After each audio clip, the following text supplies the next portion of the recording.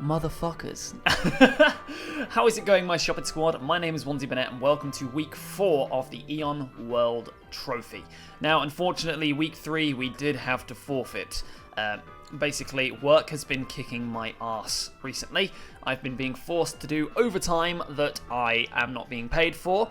I've also had the return of my partner from a little island nation off of the coast of South Africa, which I've had to prepare for, which has been, it's just meant that with the timings and most of the time I end up having to stay awake until like 2-3 a.m. in the morning to play these matches. So whenever I don't have, whenever I have to do that, it just kills me for the rest of the day. I wasn't able to get my week 3 game played, so we ended up forfeiting, I'm afraid. Luckily things are calming down now, so you should get 4, 5, 6, 7, and 8, and we should still hopefully be able to make it into playoffs if we are a little bit lucky.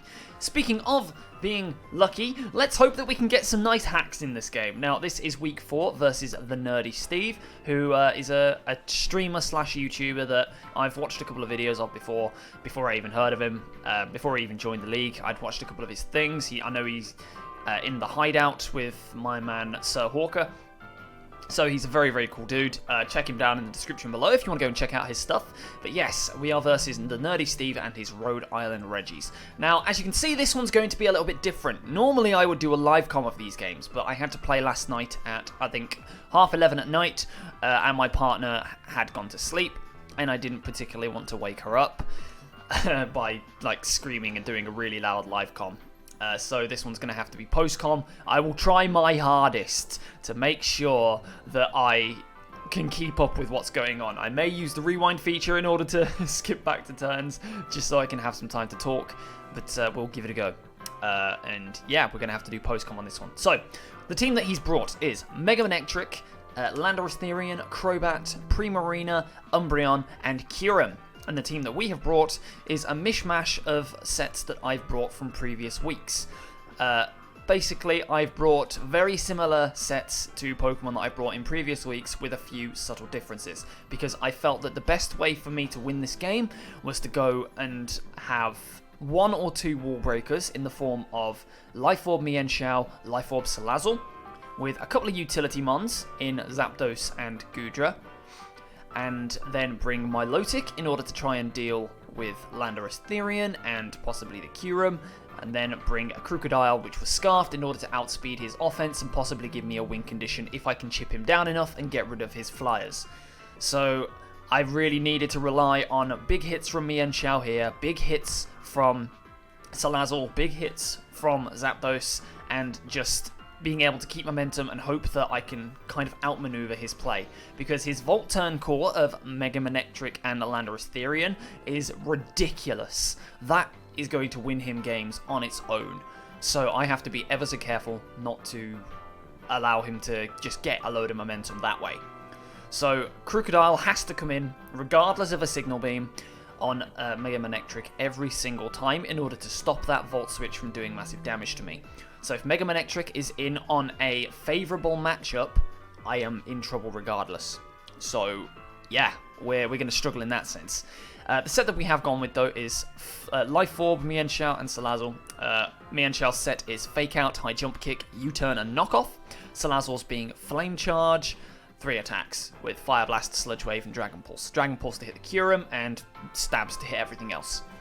We've gone with Leftovers, specially offensive, kind of like half offense bulk hybrid Goodra, with 3 attacks being Fire Blast, Draco Meteor, Thunderbolt, and Sludge Bomb. We've gone with a Dragon Tail, Scold, Recover, and Coil Milotic again, because I feel like I can set up and take a hit from possibly the Landorus if I can get a Scold away, and if I can get a Coil away, and that also means that my Dragon Tails will start doing a bit more damage. Primarina is going to be a problem to everything on my team, so I had to bring Zapdos in order to switch in, take a hit, and threaten it out with a super effective Thunderbolt. So the Zapdos set we've got is Thunderbolt, Volt Switch, Defog, and I believe it's Hidden Power Ice, but I may have messed it up to be Hidden Power Dark. I don't remember, to be honest, but we've also gone with Leftovers on that, and we've gone with Adamant, Scarf, Earthquake, Crunch, Knockoff, and Rock Slide Crocodile, just so that we can have a bit of a win condition should we need it in the end. Things I'm worried about: the Volt Turn core of Mega Manectric and Landorus Therian. We're also worried about the Kyurem being Z Hail or some form of Z Blizzard, because that could cause significant damage to me and could really make me struggle late game if I don't have like potential Crocodile around, if I haven't set up a Flame Charge with Salazzle. And all in all, yeah, I'm not confident about this matchup whatsoever. Umbreon was the sole reason I didn't bring Mega Banette in this game, by the way. Because Mega Banette, if Umbreon comes in, I can do nothing to it because of the Prankster nerf. The only thing I could possibly have done was go for a knockoff on the switch, or Destiny Bond and hope it takes me out. In the meantime, it starts setting up curses or something. So I didn't want to bring Mega Banette just because Umbreon just hard walls it. Some Dark types Mega Banette can do things to. For example, Crocodile, if that's there, I can Dazzling Gleam it for quite heavy damage. Like Grass Dark, like Cacturne and Shiftry, I can Gunk Shot them. Psychic Grass, I can knock off them. Dark Psychic, I can like knock off or Shadow Sneak or hit them for decent damage. Pure Dark types, Umbreon doesn't really allow itself to get hit by anything Mega Banette wants to do. So, yeah, that's the problem, that's the sets, that's the teams, and let's get into this. So, I hope that I can keep up with the action here. Now, my lead here is going to be Mienshao, just because I felt like he could do massive damage to everything on his team, and I could fake out unfavourable matchups. His lead is going to be the Mega Manectric, which is going to be great for him because he can get an Intimidate off on me, stop me doing as much damage, and potentially Volt Switch away on me. Now, I'm just going to go for the really safe fake out here, just scout out whether he's going to switch or get a bit of chip damage on this thing. I was worried he might have just decided to hard switch into the Landorus Therian here, but he doesn't. He decides to stay in, potentially go for what I think is a Volt Switch. So my fake out goes off, gets a nice little bit of damage, reveals my Life Orb, and chip damage on this thing is always going to be useful. So I'm going to hard switch out here, and we're going to go out into the Crocodile. Like I said, part of my strategy, I don't want this thing Volt Switching around on me. We get a useless Intimidate back on it, and it's going to go for Magnet Rise, which was a nice little bit of prep. I do find it quite questionable, though, because this thing still cannot take a couple of crunches from me, and I am Scarf, and I do outspeed it. So that's exactly what I'm going to do. Any amount of damage on this thing is good for me. That crunch is going to be a 2-hit KO, and he responds with a Signal Beam of his own, which is going to do about 60%. Which is massive, but he gets the Confusion, which put me in a very nasty situation. I didn't want to risk hacks in this game. I was playing as safe as I could.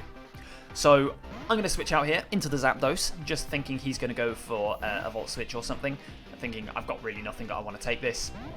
And he's going to pull a switch out into the Landorus Therian, which is horrible for me because I realised that my Hidden Power was Hidden Power Dark. So at this point, play safe. Out into Milotic, take a hit, potentially he gets up rocks or something, fine. We take that trade, we get momentum back. But he's going to pull a double out into the Kyurem, which is alright for me, actually. It's not too bad whatsoever, because now I can hit this thing with a Dragon Tail, potentially get rid of its Z Hail, but he goes for the Toxic, which is going to activate my Marvel Scale, which I was kind of hoping. I knew that Milotic would probably get Toxic at some point, because it's that fat, it's that difficult to wear down, that people are going to have to resort to status to bring it down. So I Dragon Tail out, and we get back into this matchup. This was the matchup that I originally wanted, just so I could fire off a Scald. Now, his Intimidate there is going to show him that I am not competitive, which you should be remembering that if you're a player. Remember what your opponent's abilities are and how to proc and how to scout out. Now, he's not going to want any of this action, worried about an Ice Beam that would take him out, and I'm just going to fire off a safe-ass Scald, which is going to luckily get the burn on this Umbreon, or unluckily, for whatever you want to say. Synchronize is going to fail, and now we're going to reveal that we are leftovers, and he's also going to reveal that he is leftovers. So that burn is going to cancel out this Umbreon's passive healing. Its longevity is now scuffled down, and it's going to be struggling to actually keep itself high health. It's not just going to passively recover every turn. Now, I've figured that this Umbreon probably doesn't have much it can do to my Mienshao, because Mienshao has a nice high HP stat, and Dark-type moves aren't going to do much, and he's going to go for a Toxic. Now, I was thinking here, if I had went Regenerator, I think that this game would have been a lot harder for me. because I have this Mienshao now that can come in on this Umbreon, threaten it out with a super effective fighting stab, and then just hit something hard, get out, and pull itself back up. Now he's going to go for a Protect, and I was worried about this. Because I've gone High Jump Kick, I have to be ever so careful with going for my High Jump Kick, just because that Protect is going to force 50% damage onto me. It's not the end of the world, but it's annoying. So I go for a knockoff, just thinking, okay, maybe I can trick him into thinking I'm going to go for knockoff, thinking he's switching. Then I can go for High Jump Kick next turn. But then I figured he's smarter than that, and I decide to just U-turn out on whatever comes in, and he makes a very smart decision here to go out into the Mega Manectric and sack it off, just so he can regain momentum again. So I initially take the 6-5 lead, but unfortunately he gains the momentum back. And momentum for this team that he has is huge if you can make the most of it. So I figured, right, what's the least damaging thing to lose momentum on? And I figured Goodra, because Goodra at least can do a bit of damage, and the best matchup he has against the Goodra is probably the Umbreon, which I can then go back out into Mienshao on. So I just wanted to make sure that I had an option for whatever he chose. And Umbreon was the safest Pokemon to come in. So hard switch right back out into Mienshao, he's going to go for a Wish. Now, I'm thinking this is just going to be Fat Umbreon, isn't it? It's going to be Fat Umbreon with Wish Protect, possibly Foul Play, and Toxic. So we've revealed 3 of his moves now, and I'm starting to get not worried about this thing, because Mienshao just comes in on this, all ends, and just hits something really hard. And we're going to go for a knockoff here, as he goes out into Veil for the Crobat. Now, this knockoff is going to knock off its Black Sludge, do a bit too much damage, so I was thinking maybe it's a physically offensive one, but it's going to get the Wish back, and fine. At this point, I didn't want to take a Brave Bird with anything other than Zapdos, so I'm going to switch, hard switch, out into that Zapdos, just so I can threaten this thing out with a super effective Thunderbolt. But he's going to reveal that he's Nasty Plot. So, if I'd switched out into anything else there, I would have lost something right there, because I had nothing that wanted to take this. And he's going to fire off a Sludge Bomb. I'm just thinking, don't over-predict, Alex, just hits what's in front of you. If you misplay on a setup sweeper right now, you're done. So I Thunderbolt, I take the hit, get poisoned, and kill this Crobat. But now we're at very, very low health. Zapdos is on a timer, because luckily the leftovers is going to mitigate the damage from the poison, but we're on a timer, we're 6-4 up, and we've taken out 2 very important Pokemon. So we goes out into the Landorus. And here's where things get interesting, because I had one switch for this thing. I had to go to it. I had to go into my Milotic. Wasn't worried about a U-turn or something. I was like, no, I need Zapdos around later to hit the Primarina. Just be safe. Go out into Milotic. He goes for Rock Polish. Now, if this was Z Landorus, I'd be very worried here, because a Swords Dance boosted Z Earthquake kills me at +2. And I can't kill him in one with a Scald. And he reveals the Swords Dance as well. Now, I did my calcs. I can take a +2 Earthquake because of the Marble Scale, so I'm just attacking this thing. I don't get the burn on the Scald, unfortunately, which would have been very, very helpful. That would have just completely killed his entire game plan right there. And I don't get the burn, but now I have to take this Earthquake, and it's going to put my Milotic in a situation where it's basically dead. So he's going to go for it. It's going to do a considerable amount of damage, but we are going to take out the Landorus Therian as well. So the 3 biggest obstacles to Mienshao dealing massive damage to everything that's left are gone. And we are 6-3 up. This is a situation we're not used to in the EWT, so I'm making the most of it. I'm going to play for differential at this point. But I want to secure the win first. As soon as I know that win is secure, that's when we can start trying to make plays. And at this point, Milotic has no right to be alive. So I'm just going to let it go down to an Ice Beam. Let that thing go down, let that thing take me out, and we're fine. So we're now 5-3 up. Salento can then come back out and threaten something massively with a High Jump Kick. Life Orb boosted High Jump Kick. If this thing has Protect, it's fine. I knew I could take an Ice Beam for the amount of health I was at, and I could kill it with a High Jump Kick, just in case this thing was Scarfed. And we're fine. We're absolutely fine. Look at that. We're 5-2 up now. Salento getting 3 kills. So, no, is it 3 or... I think it's 2 at this point. 2 at this point. And then Primarina comes out. And here, I think this is an obvious Moonblast. Scald doesn't kill. I'm going to go out into Salazzle, and I'm going to play for differential, because at this point, I feel like the game is done. He reads that beautifully, popping claws with a scold, and that's not great, because now I don't have anything to hit this thing besides Zapdos, and I know Goodra isn't really a good matchup here, but my Thunderbolt is the only thing that's reliably going to deal a bit of damage to it, and I can't risk Salento going down, so we reveal there that this thing is Assault Vested. I go for the Thunderbolt just to see how much damage that I can do, and it fires back with a Moonblast. And I'm like, okay, if Bojangles goes down, that's absolutely fine. Absolutely fine, there's nothing else this thing can do. It's going to be at too low health, and even if Thingy tries to Wish Pass into it, Salento comes in and hits it for massive damage. So we're going to go for another Thunderbolt as he pulls the switch out into this Umbreon, which is going to take a Thunderbolt easily, because Thunderbolt is fat. Look at that. Does nothing to it. I mean, this is quite an offensive Goodra from a base 110 attacks, special attack stat as well, so that's a fat-ass Umbreon.